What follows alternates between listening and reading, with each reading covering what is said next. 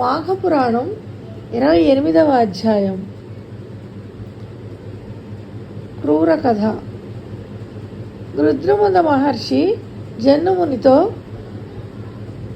ఇట్లనెను. మాఘమాస నది ప్రవాహ స్నానము చేసి శ్రీహరిని పూజించి మాఘవ్రతమును ఆచరించిన వారి పుణ్యభాగ్యమును వినుము. అట్టివాడు దివ్య విమానమునెక్కి పూజ్యుడైన తన వంశం వారిని అందరినీ ఉద్ధరించుచు పుణ్యలోకమును చేరును.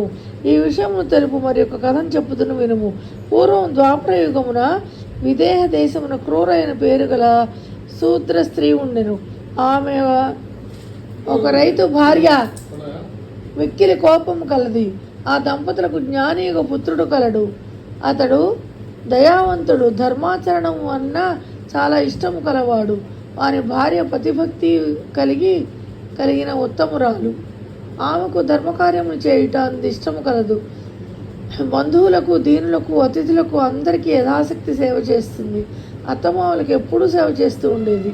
క్రూర కోడలిని ఏ దోషము లేకున్నను నిందించేది, తిట్టేది. అప్పుడప్పుడు ఆమె భర్త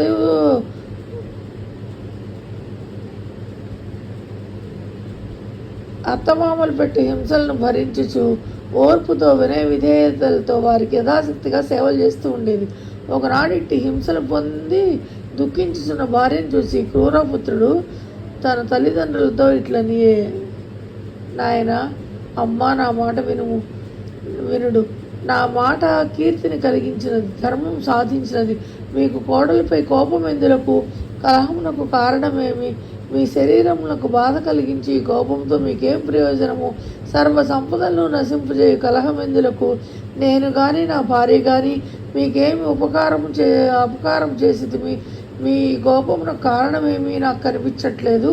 పెరిగిన కోపం ఆయువు, ధనము, కీర్తి, సుఖము, గౌరవము, జ్ఞానము ఉన్నవన్నీ నశిస్తాయి కదా. సర్వజ్ఞులైన పెద్దలైన మీరు కోపమును మాని మా యందు దయను చూపి సర్వజన సమ్మతమైన ఓర్పు వహించుడు అని పలికెను. పుత్రుని మాటలను విని క్రూర భర్తతో పాటు మిక్కిలి కోపంతో ఇట్లని, మూర్ఖుడా, కోపము, నీవెంత, నీ భార్య ఎంత? తల్లిదండ్రులకు ఇట్లు నీతి బోధ చేయు. నిన్ను నీ భార్యను ఏమి చేసినను తప్పులేదు.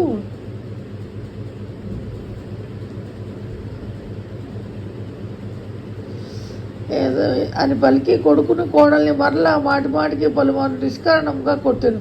ఇట్లు దెబ్బలు తించిన పుత్రుడు రోషము చెందెను, కానీ సహజమైన శాంతమును పొందెను. అయ్యో, తల్లిదండ్రులను దేశించడం ఎంత తప్పు! అట్టి వారు శాశ్వతంగా నరక